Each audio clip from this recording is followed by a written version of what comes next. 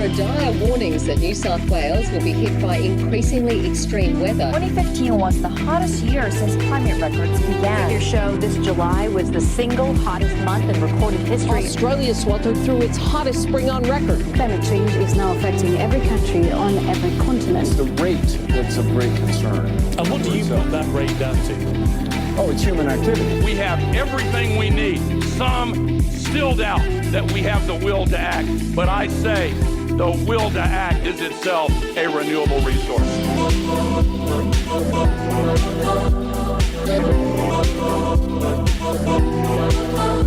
G'day. My name is Tess Chapman. I'm talking to you today through the Climactic Collective, an online repository of all climate-related podcasts. I am also one half of upcoming climactic duo called Sisters with Cree McNamara. You can hear her podcast about her upcoming trip to COP25 on Climactic at the moment. During this podcast, I speak to Patrick Rose, a United Nations photographer. Today we discuss his experience in the Solomon Islands where climate change and community are one and the same. This podcast delves further into climate issues as Patrick discusses his insight into gender roles, mining and media representation and doesn't hold his punches. Throughout this discussion, we frequently mention a young woman named Kathy. To put a face to the name, I highly recommend checking out Patrick Rose's Heartful Solo work beforehand. You can find the link on this page.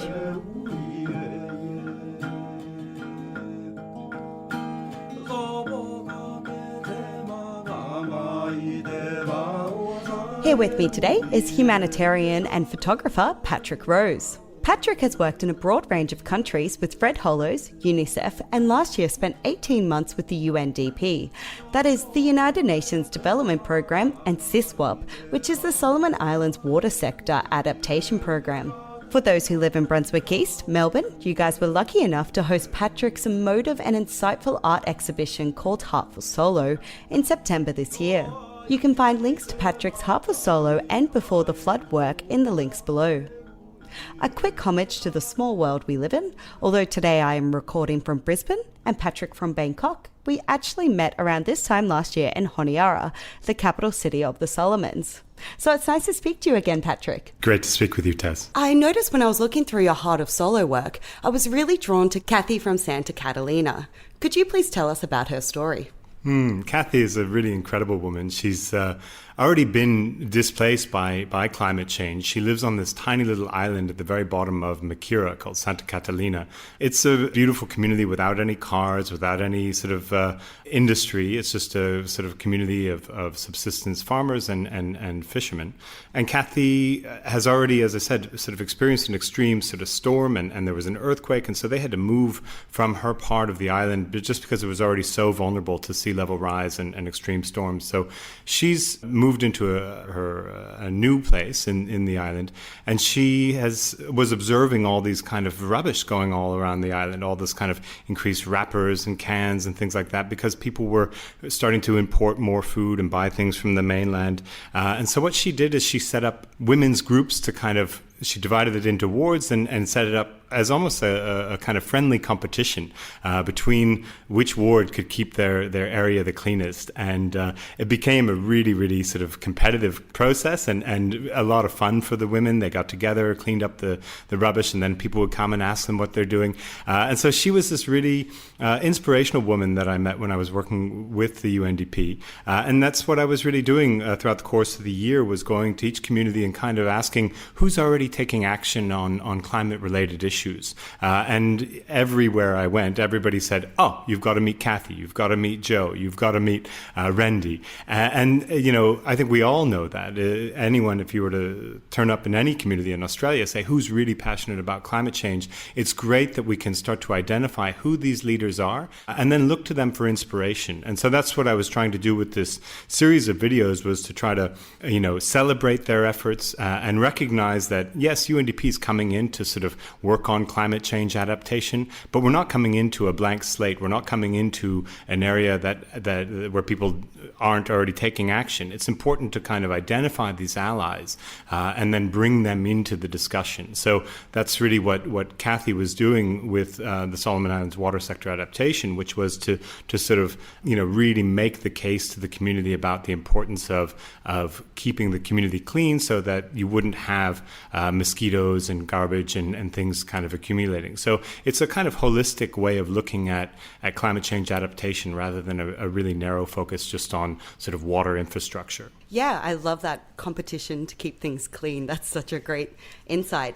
Would you mind talking a bit about the videos that you did make? I'm sure they'll look at the links, but just to give listeners an insight to those videos. Yeah, my assignment was really to sort of, tell the story of what this project is doing. And the project is this kind of, I put it in air quotes, innovative climate adaptation project that was working with the Global Environment Fund to try to sort of prepare vulnerable communities in the Solomon Islands for climate change. So instead of just saying, we're a water project and here's a bunch of water tanks, it's really starting to think about, okay, what's going to happen with climate change over the next 40, 50 years, and how do we start to put in place systems that are going to be responsive to the needs? And again, it's not just all one size fits all. Everyone needs more water tanks. Some people need more sort of like weather systems so that they can identify when storms are coming so that they don't go out to sea because there's extreme storms coming. Or some communities maybe needed a better system of water pumps to draw. They maybe have plenty of water. They don't need to harvest it. They just need to get water out of the ground more easily. So it's a customized solution in each community. And so, my job was to sort of tell the stories of these projects, but rather than tell the story of, these water tanks or this sort of weather system, I really tried to focus on the people and the communities. And so I produced a series of videos of climate heroes. And so each community that I went to, I made a short video that sort of introduced you to this particular hero in the community. And of course, because I have a long background with UNICEF, I also focused on a young person in the community, normally a teenager who was, concerned about climate change and what their sort of response to it was. And so a mixture of these videos combined with just in the process of making them, I ended up recording about 300 different songs with different choirs and string bands, and I ended up gathering all these different, time lapses of the clouds and the sky, and even some of the kind of resource extraction that's taking place. And so the project became this kind of wonderful journey for me, and I hope for the people who watch the videos. But not just looking at the people, but looking at the landscape. And then, of course, the outcomes become what UNDP could look at and use for their sort of advocacy and public engagement processes. But I felt like with Heart for Solo, I wanted to share the back catalog, all the things that maybe didn't fit into those kind of rigid boxes of UN international advocacy. Especially with your video of Kathy talking about weather systems, I found it very personalising, her talking about how when we say weather systems, for her, she's worried about her father going out into the canoe because he's a fisherman. I thought that was very emotional. That's right. So, there were two people that I profiled on Santa Catalina. Nellie is the woman who ran the kind of community groups, and Kathy, as you point out, is this really wonderful young young girl who's very concerned. Her father had been out in the storm only a couple of weeks before I arrived, and his boat had broken in half because it hit a rock, and he had been drifting out in the sea for hours. And so you can imagine how vulnerable she felt as a young girl, that her father nearly drowned.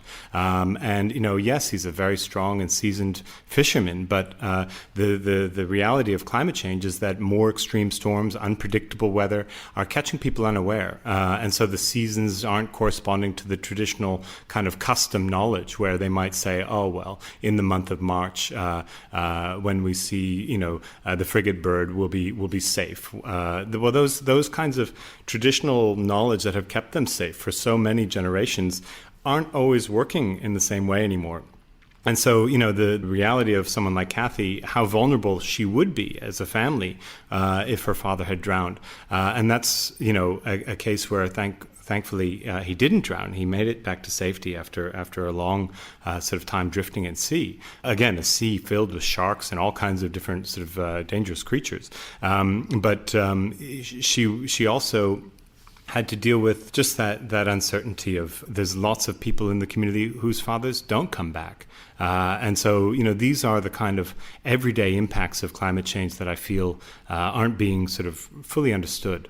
Yeah, absolutely. Because of those storms and the location it's in, why do you think it's so important to study in the South Pacific and all the Solomon Islands specifically? The Solomon Islands is, very close to Australia, and people who live in the northern part of Australia are certainly familiar with the intensity of those cyclones that we get sort of in the cyclone season. Solomon Islands experiences those, with an even greater ferocity. If you look at the sort of trajectories of these cyclones that come barreling through the Western Pacific, it really devastates them on a pretty regular basis. And so that becomes extremely difficult to build up infrastructure, extremely difficult to build your house, or, if you're constantly, trying to raise money to put a new roof on the church or on the school.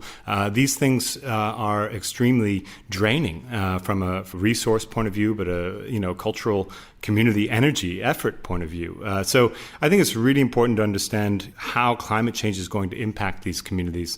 And it's always surprising to me when I spend time in Australia just how little Australians seem to know about the Solomon Islands as a neighboring country. It's often, very, very vague at best, if not nothing at all. And so I feel like it's extraordinary to me that Australians can live without that knowledge of their neighbours, to live without a deep and abiding respect for this culture that has existed there for thousands of years. I mean, the Australians have been white Australia has been there for what, 3 or 4 or 5 generations.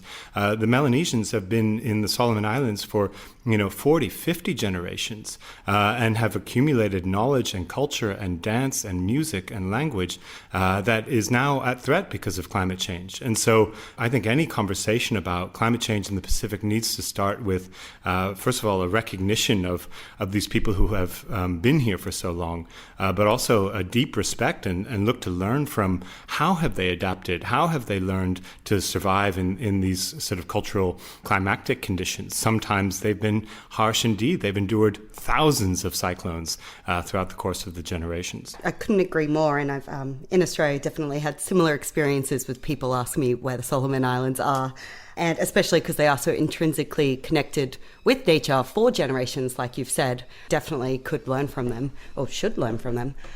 Could you give an example of one day in the life of this project? So say you've just arrived in a new province on a new island. What would you say day one looks like? It's a really complicated process. And I think this is where, the UN maybe doesn't do a great job of telling the stories about what they're doing.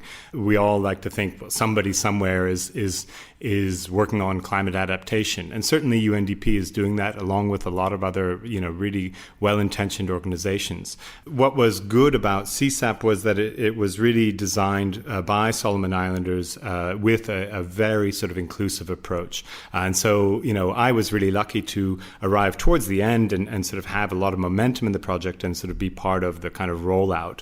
But what happens in any kind of community is that we would arrive, meet the chiefs and the kind of, the elders in the community, and then arrange for a kind of community discussion. And those community discussions would often be really well attended. 300-400 people would turn up, and we would have a projection onto the side of the church or onto the side of the school.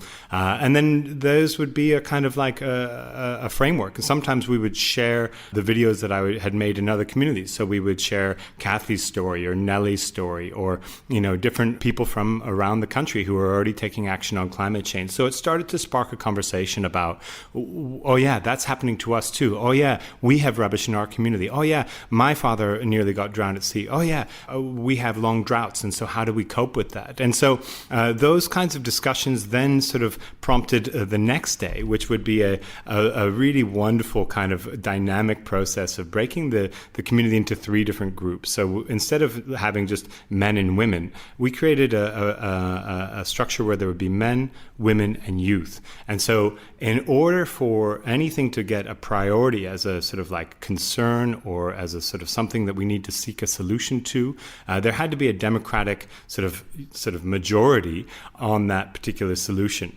And so, the men couldn't just say, and this is a bit of a problem within sort of Melanesian culture sometimes, is that the men would sort of have the final say and then override the interests and concerns of the women and the youth. In this particular process, which we delicately and culturally sensitively carried out by Solomon Islanders with Solomon Islanders, there would be this back and forth where the groups would identify their major concerns. Oh yeah, we're worried about drought. Oh yeah, we're worried about flooding. Oh yeah, we're worried about sea level rise. And oh yeah, we're worried about not having enough water. Then there would be this kind of sort of presentation, and only when there was 2 or more of those groups on board for a particular concern would that concern get elevated to something we would find a solution towards. And so it was a really interesting way of kind of circumventing what often happens with development projects. They say, oh yeah, we did the culturally sensitive thing. We sat with the chiefs and the chief says he needs a new boat.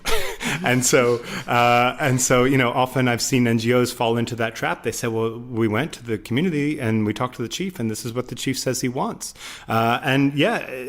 The boat is probably useful. It maybe helps them get different things. But if you had asked the women, if you had asked the young people, they maybe wouldn't have put the same emphasis on that boat. So it's not to say that the need for the boat is invalid. It's just to say, let's look at other perspectives. And so I don't want to get into too much detail, but basically that would be the framework, right? So we would have these youth and women's and men's groups and then map out, okay, the major concern that's coming through here is water storage, because everyone's saying that they have to go 2 kilometers to get to the well and the well is no longer good. So let's actually think about how do we change that and how do we forecast, okay, we're going to have longer periods of drought, so we need to increase, then there would be engineers who would say, with this many people, this many liters of water per day, we're going to need this much water storage. So then it becomes a kind of engineering solution, which is excellent, and you need that kind of technical expertise. But that technical expertise, without the cultural sensitivity, without that consultation, it really sort of leaves the project in a bad space. And as I said, I've seen dozens of well-intentioned climate projects or development projects throughout the Pacific, but throughout the world, where that technical solution comes before the other parts, right? So they just say, well, we're putting in pumps. This is a simple thing. We just need to put the pump in. It's not as simple as that, especially in a place like the Pacific, where it starts to sort of destabilize maybe an existing social harmony, where people get jealous because the pump is closer to Janet's house versus Wendy's house. So that becomes all part of the discussion and has to be addressed right from the beginning with community involvement. It's fantastic how community-focused this project has been. I have to ask, acknowledging gender roles as a part of climate change, when you talk to the women, were they at all hesitant to speak up at first, or? I was really lucky to work with a team of so many incredible Solomon Island women. The leader of the project was a woman, Gloria Solia, and my colleague Joy and Ruth. They really sort of put women at ease. And in fact, it was an extraordinary sort of moment I can remember on the island of Kauai and Malaita of, these communities are used to sort of delegations coming through from, different ministries and different things. Occasionally people come through and normally, well, invariably it's men. And what was amazing was this was a team of, we probably had 15 people on our team, all these engineers and experts and me and, and what was the community almost kind of gasped with shock that a woman was leading this team. Because they had never seen something like that. And so I think that, in itself sends a message to say we really value women's involvement. Not only that, but we women lead our project. And I think, that then sort of everything flows from there, right? And so Solomon Island women were really engaged in that process. And then me on a personal level, when I would spend time with people like, Kathy or Randy or Nellie, you always have to do that in a patient and culturally sensitive way. And I'm really lucky that I'm, part of a Pacific family. So I'm really familiar with the patience that's required, with the way of, not rushing anything. And then also sort of maybe we begin with just getting the guitar out and singing a couple songs and relaxing. And, and that shows them that, this is we can talk as people, as Pacific Islanders.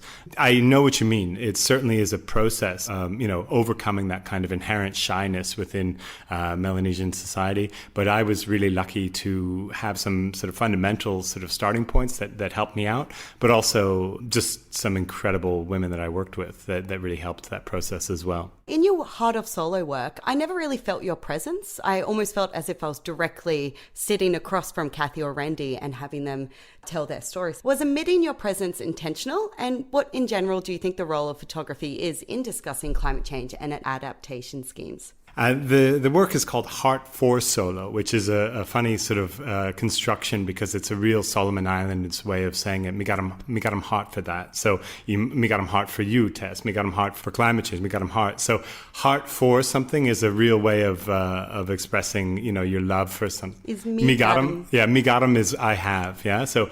Me got him heart for solo means like I've got love for Solomon Islands.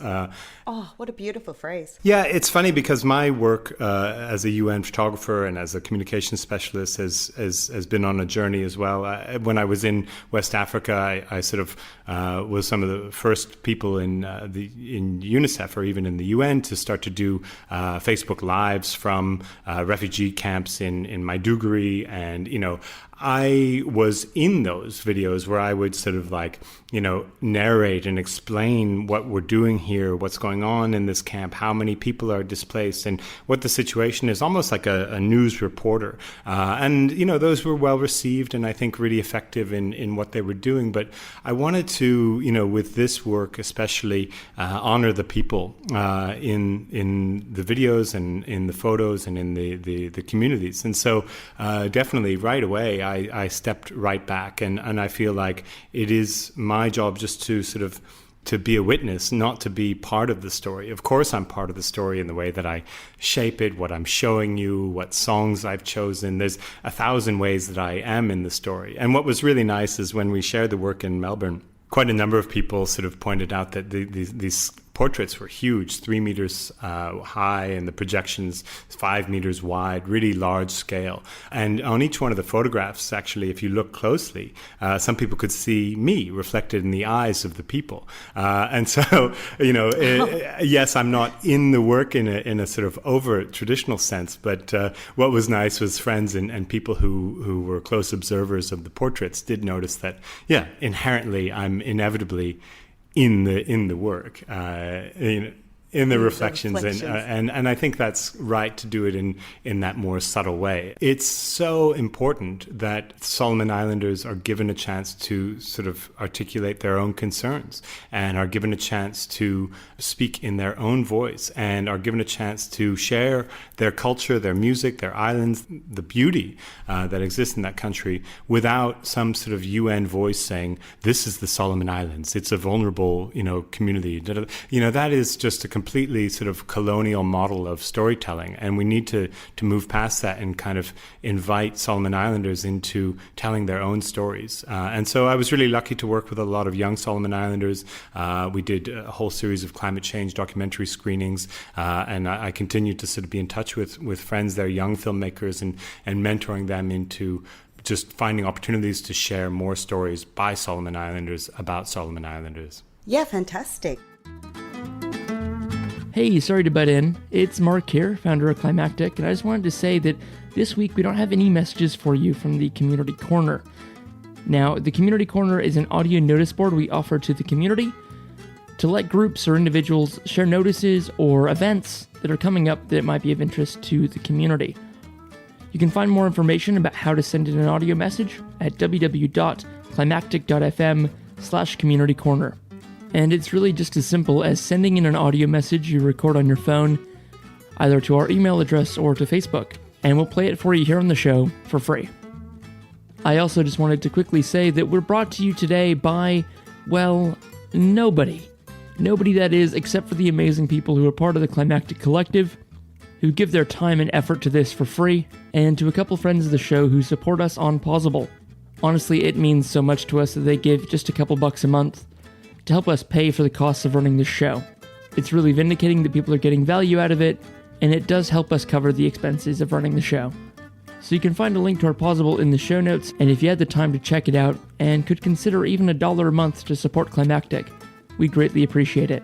Thanks. And I'll let you get back to the show now, with Tess and Patrick.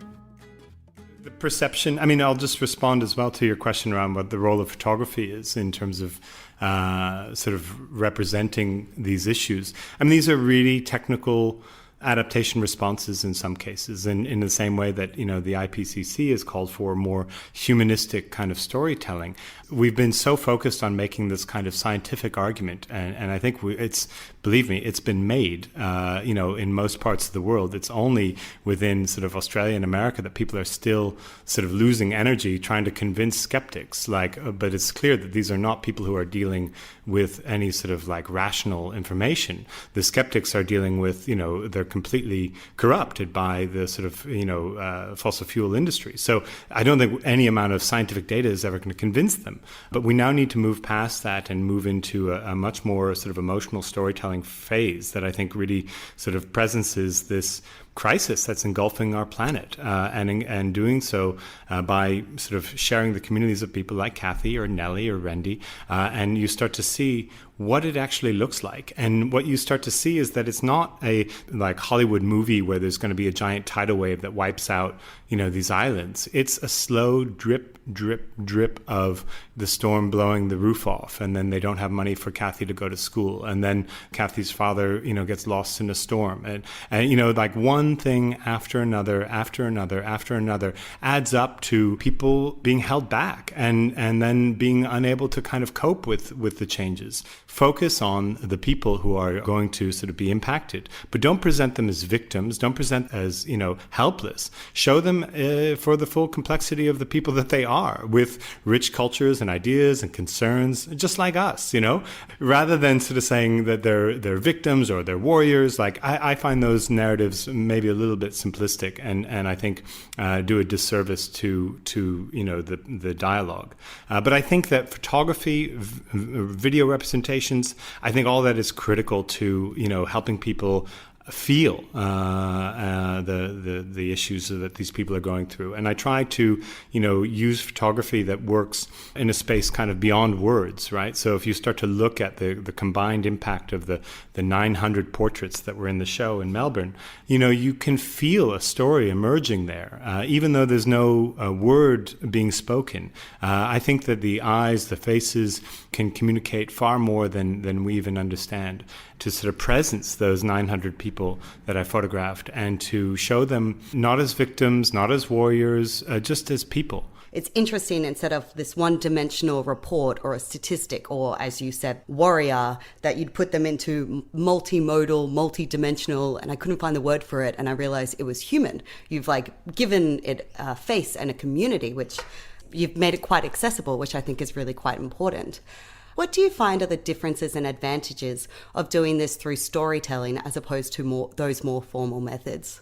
Well, we need both, right? We need all sorts of different sort of communications materials to tell this story. And certainly you're going to need those technical reports. You're going to need the donor reports. You're going to need the kind of information about how many pumps pump how much water, and what the kind of, how many people are going to be impacted, and what the kind of cost effectiveness of the intervention was. That material we can't do without that, because that's going to not just keep the donors engaged and sort of unlock more funding for these kinds of projects, because it shows that it's being used sensibly and effectively. That approach alone, which is pretty much what UNDP has largely done, focus on keeping the donor happy. Let's get them this report, and that's all we have time for. I feel like that's really missing an opportunity here to celebrate these communities and the wisdom in these communities, the people in these communities, the solutions in these communities.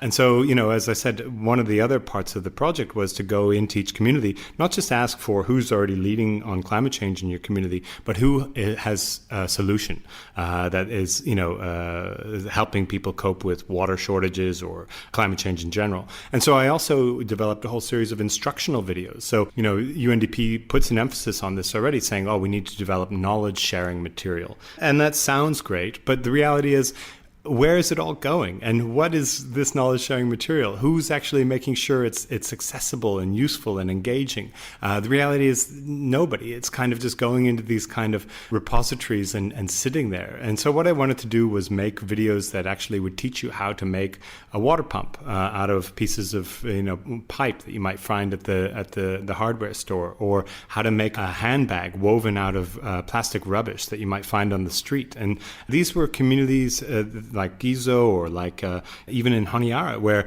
I met people who were doing these things and then just made videos about that process so that anybody who has access to the video or a PDF anywhere can get them and figure out how to do it.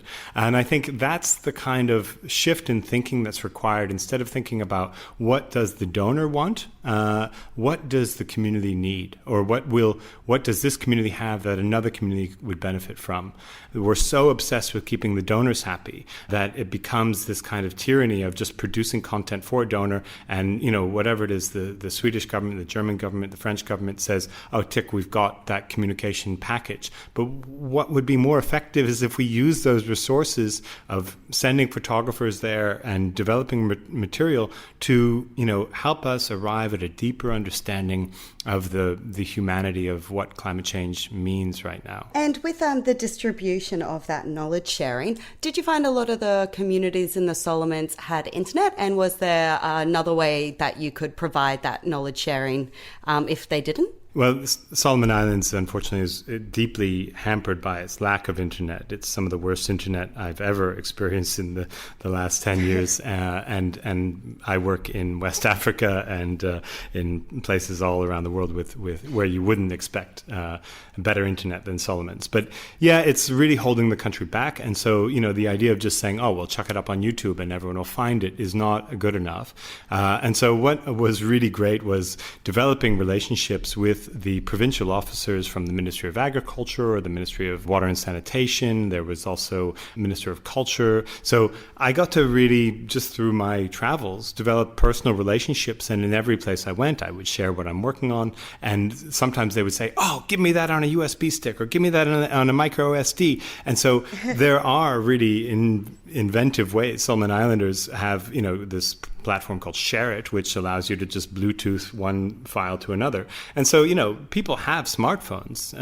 It's just that they don't have internet. So, the capacity to just start to virally distribute this material has been a really wonderful bonus to the project. So these provincial officers took the material, actually specifically requested it, and have been writing me, asking for it over Facebook and so on. So it's a really interesting way when you sort of move away from the formal channels of say, okay, well, we'll let UNDP roll this out. The rollout was really sort of informal through the contacts that I made. But people can contact me or contact Climactic, and we can find ways to share this material, more widely, because I think not just this, but I would love to start to see a much more comprehensive database of climate solutions that are coming from the communities. Absolutely, that's an incredible idea.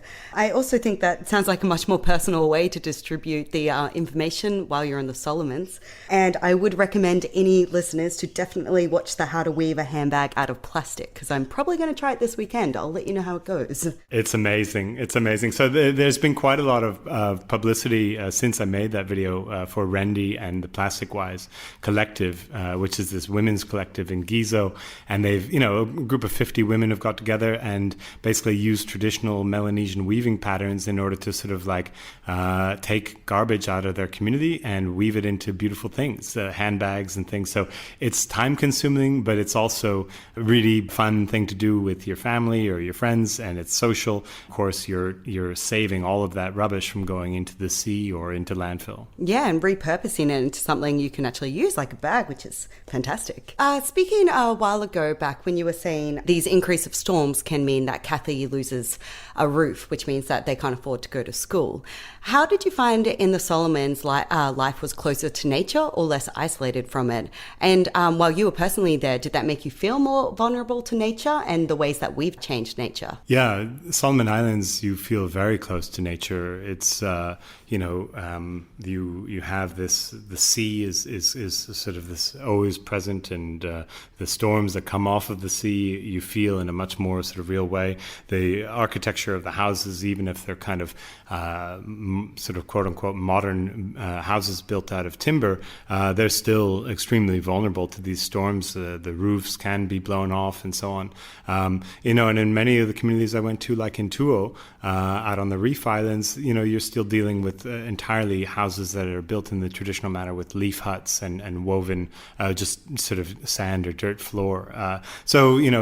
100%, you're much closer to nature, and there were times when I was pinned down for 2 weeks at a time because rainstorms just kept on coming, and we maybe couldn't get off the island because there was too many. The waves were too big, and we couldn't make it to the airfield. Or when we got to the airfield, the planes couldn't land because the runway had been flooded. So, in places like the Solomon Islands, nature is not something that we can bend to our will, like we can in Australia, and sort of say, well, the plane's going to land at 7:25, so we're going to land at 7:25. It just doesn't work like that, and it drives some people crazy. I've seen Australians go there and sort of say, nothing's on time. It's like, well, no, because of the storm, and no, because the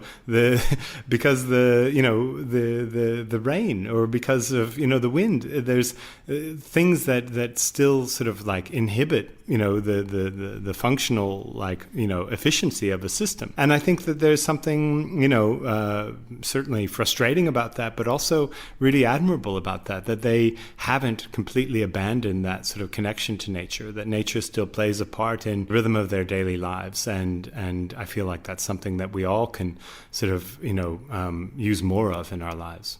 Definitely, especially in Australia, I get the feeling that this interconnectivity with climate change, with all these other aspects which the Solomons have to deal with, such as logging and food scarcity, and I think you mentioned resource theft at one point, is something that we've had to learn. It's not intuitive, whereas in the Solomons, this interconnectivity is seemingly ingrained. Do you think this is because they do live closer and nature is more ingrained in their culture? Yeah, I mean, one of the beautiful parts of the show in Melbourne was, Heart for Solo is fundamentally an invitation to collaborate. It's not just me sharing my work. It's really about inviting the public in to kind of experience it and be part of it, and through the shadow play of the installation. But also Solomon Islanders coming and performing poetry readings in the space or singing songs in the space. And really that's the real heart of the piece. And so there was an incredible poet named Hunhak who came while we were in Melbourne and read a piece all about the issues you referenced, which is racism and resource theft.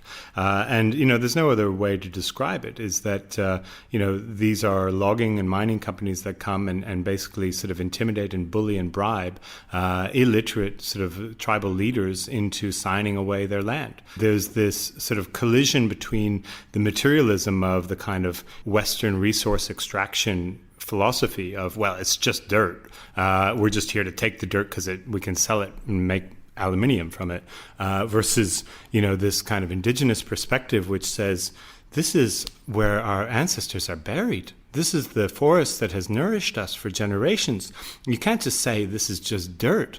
And I feel like, that sort of collision is having really, negative consequences, especially as you start to get unchecked economic forces like Chinese logging and mining companies coming in. And, let's be honest, the Chinese are only the kind of latest wave. American and Australian resource companies have been there for decades and have stripped the forest already down to the very last. So this is not a simple thing to sort of practice some sort of China bashing. This is the entire model of Western consumer capitalism is based on exploiting these resources and, doing whatever is necessary to outsmart or exploit the people who are owning those resources. Do the Solomons at all have any capacity to police this kind of resource theft, or? Unfortunately not. The government is extremely sort of limited in its capacity in a lot of different ways. There's over 1,000 different islands spread over a vast area. And just even the logistics of getting from one island to the next requires a whole bunch of different things. The logging and mining companies have learned pretty clearly that there's no one watching the store. So take as much as you want as quickly as you can. Ugh, that's terrible. The Solomon Islands have lost 5 islands to rising sea levels. Did you see much evidence of these rising sea levels while you're in the Solomons? Absolutely. Everywhere you go across the Pacific, but especially the Solomon Islands, you can see, where the trees have been planted and now the sea has kind of subsumed them and they have the trees have fallen into the sea. There's evidence of erosion. There's evidence of houses that have been sort of eaten by the tides. This is happening everywhere. I was on, as I said, that island called Kauai, which is, off the east coast of Malaita. It's just this kind of sand island with a high population. And so in those kind of areas, you can start to see more clearly where houses were and where they no longer are because the sea has taken them. And this island is literally melting like a sugar cube in the sea. This is happening all the time, everywhere across the Solomon Islands. And there's no mechanism to sort of say, oh, I need a grant to relocate. Or what happens is people sort of, move their house for the 4th time at their own expense and the expense of their extended family before they finally say, okay, Kathy, that's it. We can't afford for you to go to school. You got to go to Honiara and get a job. And she's 16, and so she gets a job working in a shop or a hotel or something. But that's what climate refugees looks like, or climate migrants looks like. It's not this sort of dramatic image that we saw from Syria of lines and lines of people sort of knocking on the gates of Europe. It's one by one. Kids dropping out of school, kids moving to the city, people having to drive taxis instead of go fishing. And, that's what climate migration looks like. Here in Australia, the topic of environmental justice is just beginning to gain traction. From your perspectives and time in the Solomons, do you think that conversation is anywhere close to accurate to describing the actual inequity?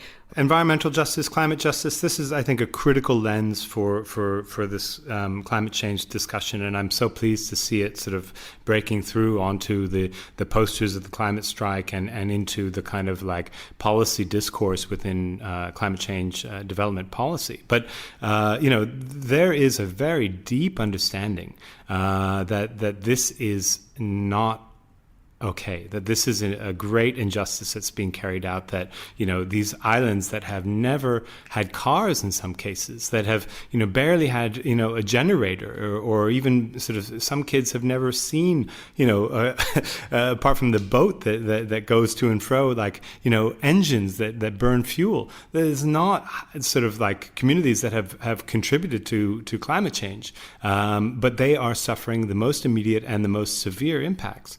And so, I don't know what legal mechanisms we have as a world community. I don't know if the United Nations is even that framework to do so.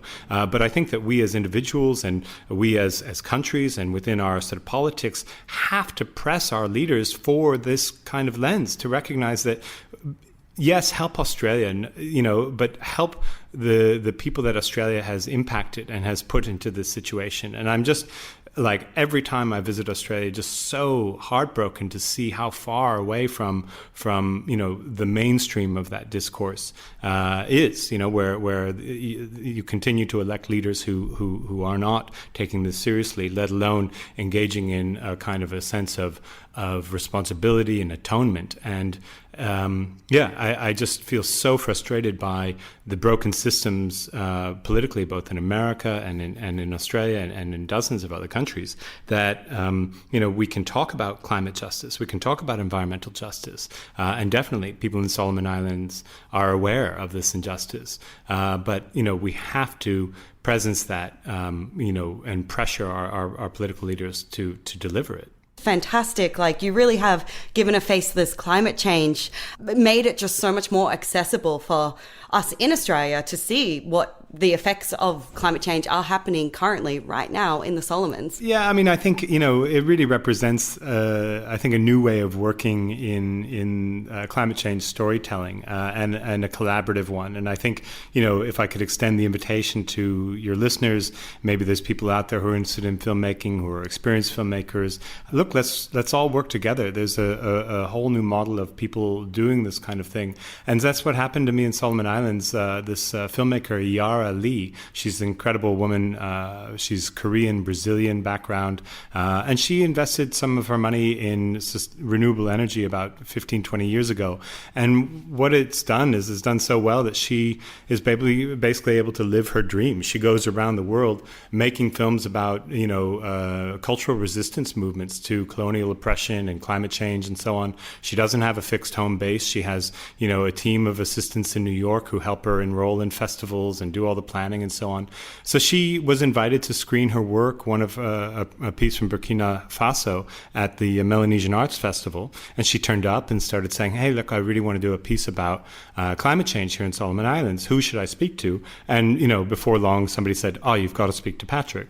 And so we really hit it off. And of course, she sort of interviews me in the documentary. But the film is a real celebration of Melanesian culture. And so she started to work with young Melanesian filmmakers, working with their footage, and, not just looking at this as a one-dimensional issue, as we said before. It's not as simple as saying, the Melanesians are victims or they're warriors.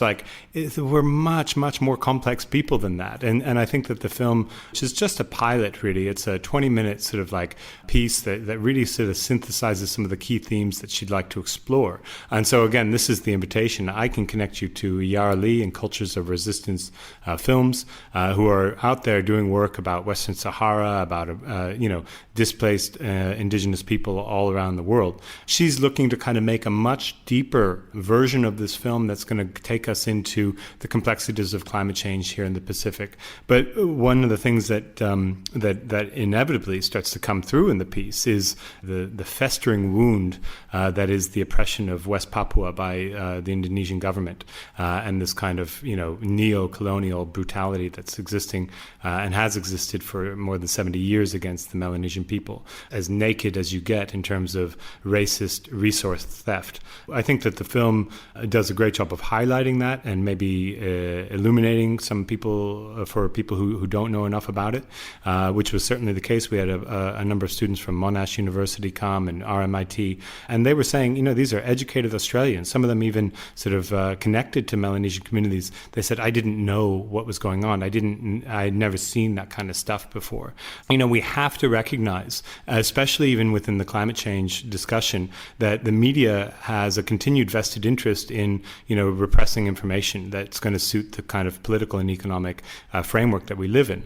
And we are not going to get stories about the Pacific in the Australian mainstream media. We are not going to get stories about Indonesia's oppression in Australian mainstream media. So we need to seek it out, and we need to support filmmakers who are doing this kind of courageous work. So if you want to sort of chip away at this kind of the systems of oppression, you need to do that in ways that is going to circumvent, the systems of economic power. That's the big sort of studios and the big festivals and the big money distribution. It has to be person to person, community hall to community hall, spreading the word about what's happening. On that note, I also would like to give a big thanks to Climactic and Mark Spencer, and especially you, the listeners, and especially you as well, Patrick. Really appreciate your experience on the Solomons and the Pacific. We'll probably have you back here talking more about the Pacific at some point.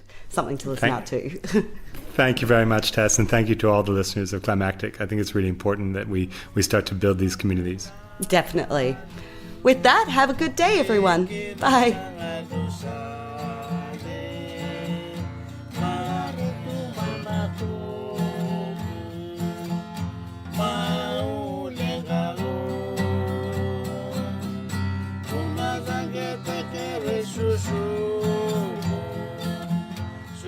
Thank you to Tess, new member of the Climactic Collective, for this remarkable interview.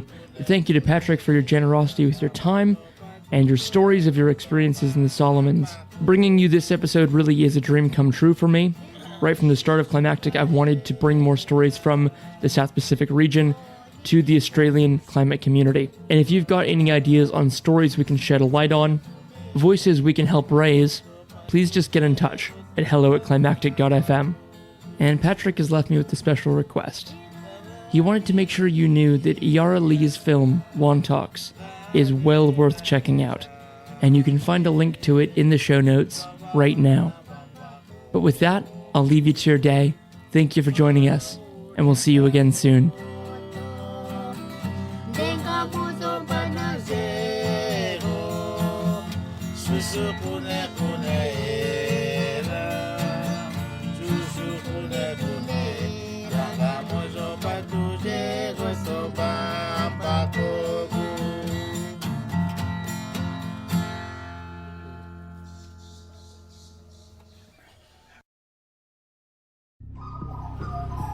The Climactic Collective.